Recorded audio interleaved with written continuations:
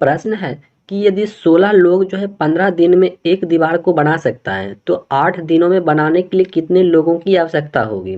ठीक है, 16 लोग हैं, 15 दिन में एक दीवार को बना सकता है, तो इसे 8 दिन में बनाने के लिए कितने लोगों की आवश्यकता होगी। तो देखो दोस्तों, यहाँ पर जो है आपको एक फॉर्मूला को याद रखना है। वो फॉर्मूला क्या होता है कि M1 होता है और D1 होता है। फिर से लिखते हैं, देखो M1 D1 H1। ठीक है, इसके बराबर में जो होता है, जैसे कि M2 होता है और एक होता है D2। ठीक है, और H2। तो इसको जो है ना आपको बिल्कुल याद रखना है, इसे तो बिल्कुल नहीं भूलना है। ठीक है, तो यहाँ पर जो है जो मान मतलब दिया जाएगा, ठीक है, उसी का मान जो कि आपको लिखना है, और जिसका मान नहीं दिया जाएगा उसका मान आपको नहीं लिखना है। ठीक है, इस फॉर्मूला के अनुसार। तो M1 यानी कि लोगों की संख्या यानी कि मेन होता है, यानी कि 16 दिया गया है तो 16 हम लिख लेते हैं। और D1 यानी कि मतलब होता है कि दिनों की संख्या, तो 15 है तो गुणे का 15 कर लेते हैं। ठीक है, और बराबर है तो बराबर कर लेते हैं। हमको पूछ रहा है M2 यानी कि कितने लोगों की, तो यहाँ पर M2 हमको लिखना पड़ेगा। तो M2 गुना मतलब दूसरा दिन क्या दिया गया यानी कि 8 दिन।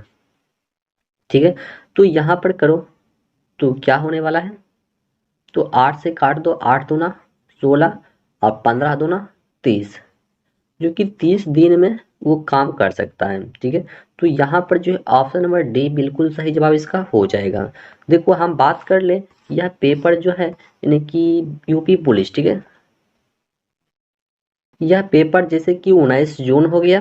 ठीक है, आपको याद रखना है। ठीक है, 19 जून 2018। ठीक है, हम जो भी यूपी पुलिस कांस्टेबल का पेपर कर रहे हैं ये 19 जून 2018 का पेपर है, जो कि ये पूछा जा चुका है 2018 में। यह प्रश्न सभी जो कि पूछा जा चुका है, जो कि फर्स्ट शिफ्ट हो गया और सेकेंड शिफ्ट, यानी कि दोनों का प्रश्न जो कि हम लोग जो है सोल्व करने वाले हैं।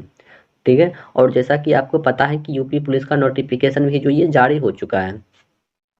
तो यहाँ पर प्रश्न दिया गया है कि निम्नलिखित में से कौन सी जो कि अभाज्य संख्या है। देखो अभाज्य संख्या यदि आपसे पूछ रहा है मतलब अभाज्य संख्या नहीं है। देखो अभाज्य संख्या यदि होता तो उसका जो है गुणनखंड जब भी आता है, अभाज्य संख्या का गुणनखंड जो है ये जब भी होता है तो उसका 2 होता है। कहने का मतलब एक तो 1 होता है और जो एक संख्या होगा वो सेम होगा, वही होता है मतलब अभाज्य गुणनखंड। तो यहाँ पर जैसे कि हम बात कर ले 1001, इसका गुणनखंड जो है बहुत सारा हो सकता है। जैसे कि यहाँ पे हम बात करना चाहेंगे, जैसे 17 होता है, 11 होता है, 13 भी हो जाएगा, 91 भी हो जाएगा। कहने का मतलब ज़्यादा गुणनखंड नहीं होना चाहिए। ठीक है, तो यहाँ पर जो ऑप्शन नंबर ए यहाँ पर बिल्कुल सही जवाब इसका हो जाएगा। चलिए अगला प्रश्न में जो कि दिया गया है कि आपको कि मतलब 90 भाग दिया गया है, 6 गुना किया करना है, मतलब 24 माइनस 8 भाग 4, और उसके बाद भाग 3 किया गया है, और आपको सॉल्व करके बताना है कि इसका सही आंसर जो कि क्या होने वाला है।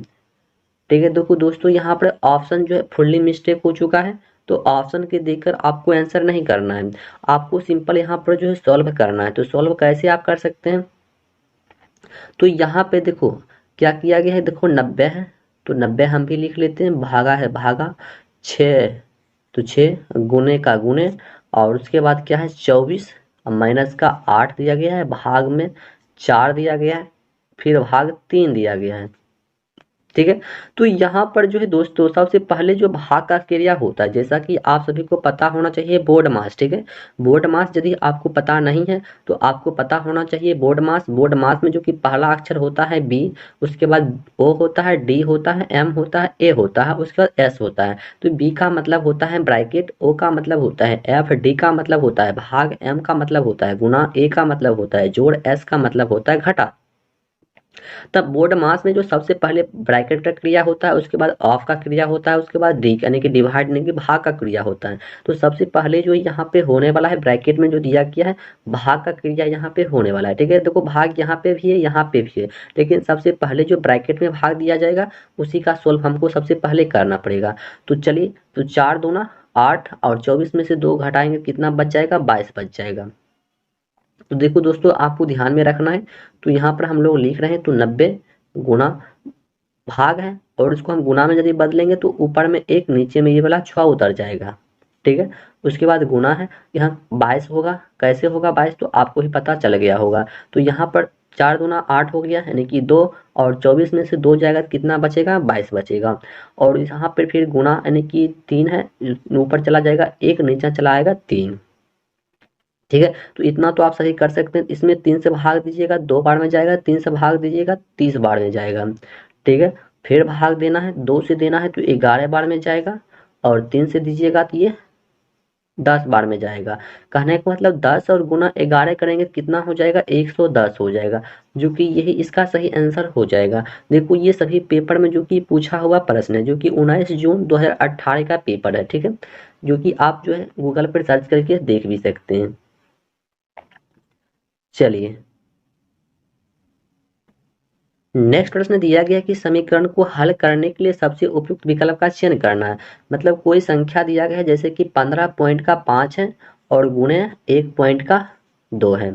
तो दोस्तों देखो, जब भी मतलब ऐसा प्रश्न आपको मिल जाए कि मतलब जो है डिसमल को हटाना के लिए, तो सिंपल एक मतलब शून्य, और यहाँ से एक डिसमल हटाएंगे तो एक शून्य, यानी कि 155 गुणे का 12 करेंगे तो कितना हो जाएगा। देखो 155 गुणे का 12 यदि हम लोग करते हैं तो यानी कि 1860 होता है।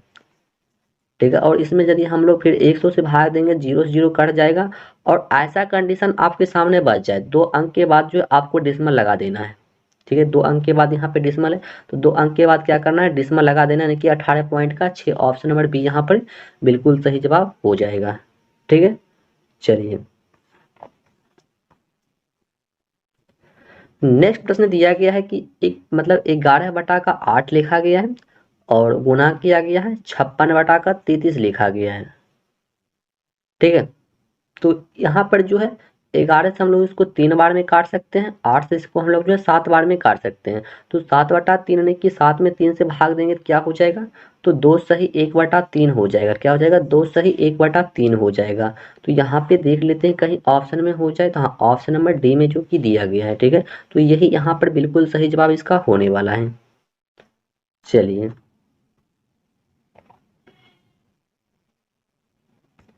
अगला प्रश्न दिया गया है कि 52 लिखा गया है, और क्या दिया गया है, 78 लिखा गया है, और 156 लिखा गया है।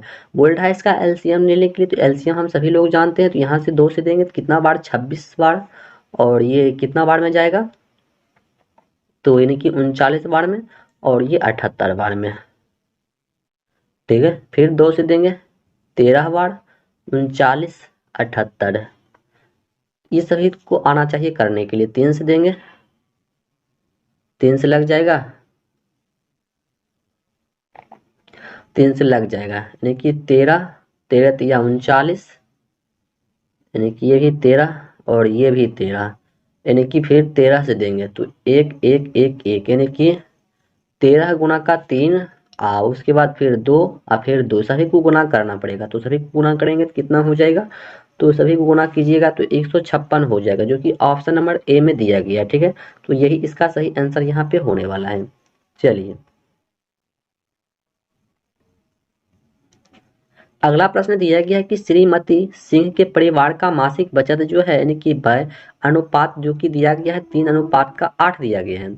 जिस महीने में परिवार की आय है मतलब जो है 27,500 रुपया है, तो बचत कितना होगा। यानी कि इसका बचत जो है आपसे पूछ रहा है। ऐसा प्रश्न आपको कहीं पर भी मिल जाए तो आपको जो एक फॉर्मूला याद रखना है।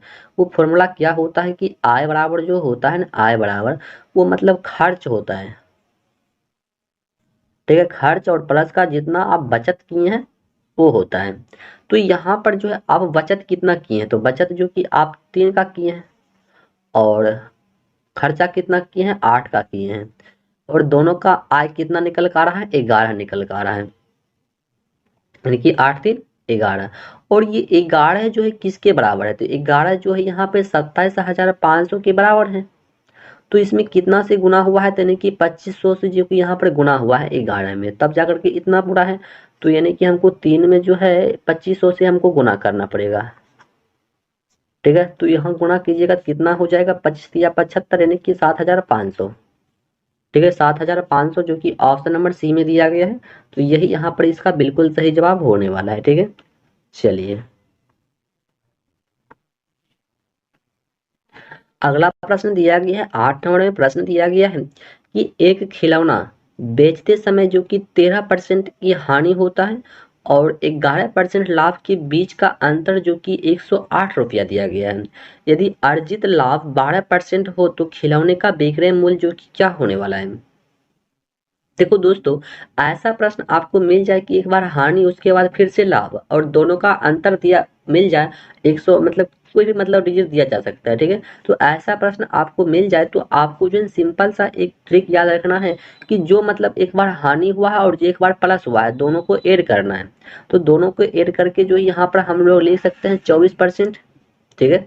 ऐसा तो काम कर सकते हैं 24% जो होगा ये 108 के बराबर होगा, ठीक है। देखो जो भी काम कर रहे हैं आपके सामने कर रहे हैं, यानी कि 24% जो है ये 108 के बराबर है। तो 24 से हम लोग भाग तो दे सकते हैं 108 में, यानी कि 3 बार में चला जाएगा। सॉरी 3 बार में नहीं जाएगा, बल्कि ये जो है ना 4.5 बार में, कितना जाएगा 4.5 बार में, जो कि ये कट जाएगा 24 से 108 जो ये 4.5 में जाएगा। यानी कि 1% का मान जो है यहाँ पे कितना निकल कर आ रहा है, तो 4.5 निकल कर आ रहा है। तो हमसे पूछ रहा है कि 12% का मान, तो 12% निकालने के लिए क्या करना पड़ेगा, तो यानी कि 12 और गुणे का 4.5 करना पड़ेगा। तो करिए 12 गुणे 4.5 कितना हो जाएगा, यानी कि 504, ठीक है। 504 ऑप्शन नंबर बी यहाँ पे बिल्कुल सही जवाब हो जाएगा, ठीक है। देखो यही सब प्रश्न जो कि आपको फिर से यूपी पुलिस में जो कि देखने को मिलने वाला है, ठीक है। ऐसा ऐसा ही प्रश्न आपको मैथ से देखने को मिलने वाला है। चलिए नेक्स्ट प्रश्न दिया गया, यदि किसी संख्या का 45% 135 है, ठीक है। मान लो कोई संख्या है और उसका जो दिया गया 135 है, तो वह संख्या क्या है। मान लो कोई संख्या जो है वो x है, ठीक है। और का मतलब क्या होता है, गुना होता है, और 45 है। परसेंट का मतलब होता है 100, ठीक है। परसेंट का मतलब 100, टोटल का बराबर कितना 135 के बराबर दिया गया है, ठीक है। तो इतना काम तो आप सभी भी कर सकते हैं। तो चलिए 45 से भाग दीजिए 135 में, तो 3 बार में चला जाएगा, और 3 गुने का 100 कीजिएगा तो कितना हो जाएगा, x का मान जो कि ये 300 निकल कर आ जाएगा। यानी कि ऑप्शन नंबर डी यहाँ पर जो है बिल्कुल सही जवाब इसका हो जाएगा, ठीक है। ऑप्शन नंबर डी हो जाएगा।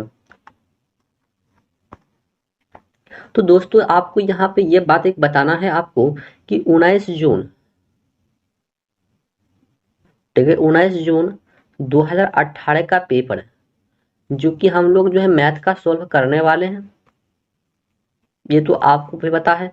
और ये जब भी होगा तो आपका जो है पार्ट के अनुसार ये खत्म होने वाला है। जैसे कि पार्ट 1 होता है, पार्ट 2 होता है, पार्ट 3 होता है। तो इस टाइप से जो कि आपका जितना भी प्रीवियस ईयर पेपर है मैथ का और रीजनिंग का भी प्रश्न होने वाला है, ठीक है। तो मैथ हो गया और रीजनिंग हो गया, दोनों का प्रश्न जो कि आपको प्रीवियस ईयर कराया जाएगा। उसके बाद फिर से एक न्यू सीट जो कि आपको दिया जाएगा, ठीक है। तो सभी प्रश्न को जो है आपको क्लास के साथ जोड़ना है और डेली के डेली क्लास लगाना है। तो चलिए मिलते हैं नेक्स्ट वीडियो में, तब तक के लिए जय हिंद।